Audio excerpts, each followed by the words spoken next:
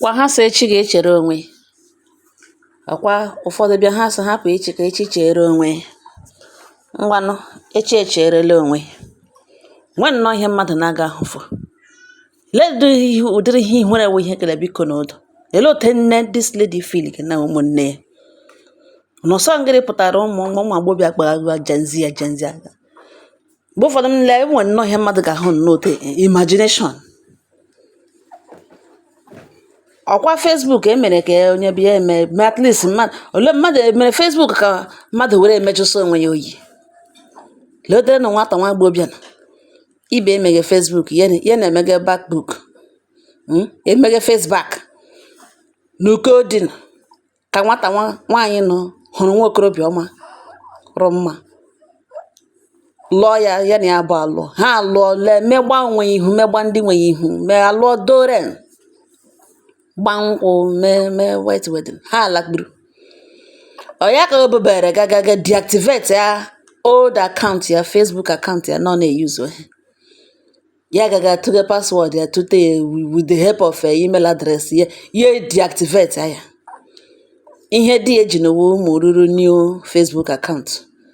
Ọ gakwalaga deactivate ya old one nọ ntara. Mekwene clean up ome. O chetakwana ụsa dị ama na enwere mgbe ya rụrụ ala pụọ eze elu n'ime old account a. Na emere ebe ya nyụrụ shi tezu onwe ya ha ebe hene. Mekwene clean up wee shịta ole ma nwere ihe na-arụghị mma wee share ya n'ihi na o werele new status. O meghe ya di ya nọ ntara ụmụ nwoke na-ahụchatanụ. Anaghị ekwuchata bata ha na-eme nhụchata.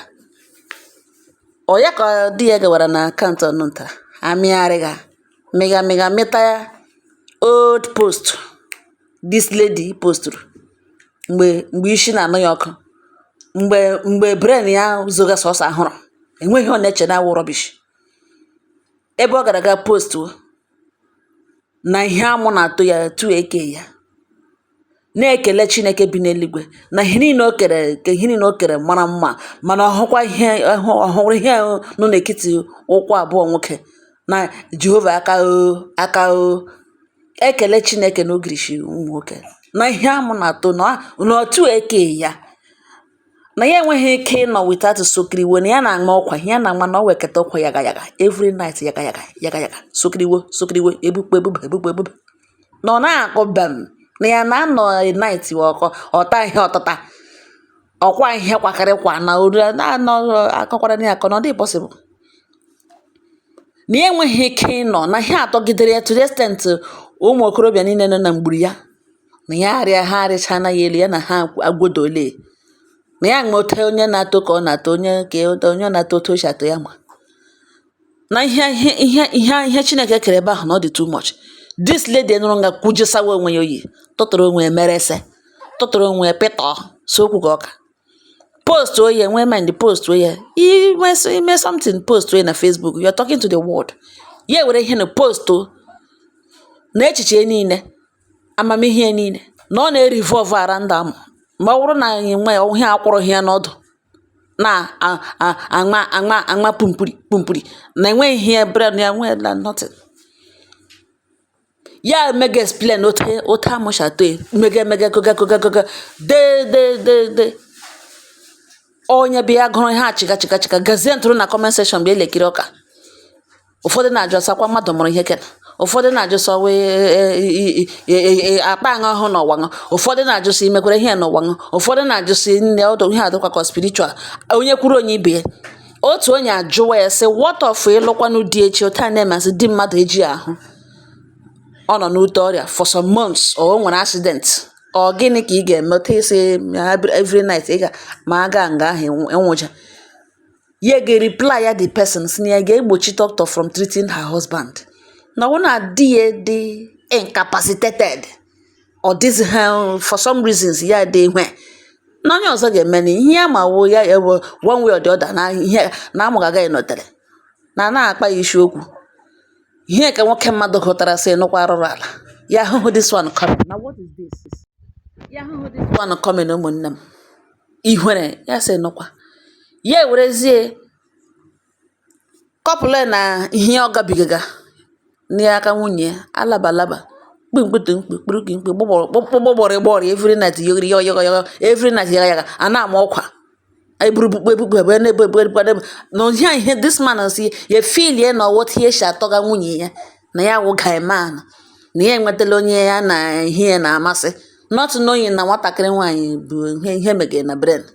ihe nnatarachi ma ya eme ya onye ọzọ ga-eme ya no ya ewere buo mmanya wela ya ozugbo nara sonye ihe ọ kwụrụ n'isi nwere na o mere gị na ozuru oshi gidere na nwoke ọzọ ya sị ike ọ karịrị na ha ewere gụrụ ihe nwa ha gwara mba ụwa niile degịrịgwara n'ihe ụwa niile gwara nwa ha ụmụnne ya gụọ na-eti nne ya gụọ na-eti nna agụ asị ihe ka ogene ihe nwere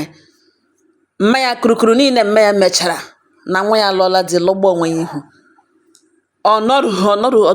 ọnọrụdụhụ 2 weeks ewekpa ha ewela lue na nwoke sị na ije dị anya ama na agaghị agaru ọ baghị uru mmadụ nọ na merod agbachakachaka na nga egburu ya ụtọ ka mma na ije ya enweghị ije with this lady na ihe mege n'abalị ya na ya filie na ya tọgbuola onwe ya na eko na ihe ya na-atọ nwunye na atụ eke ya ma na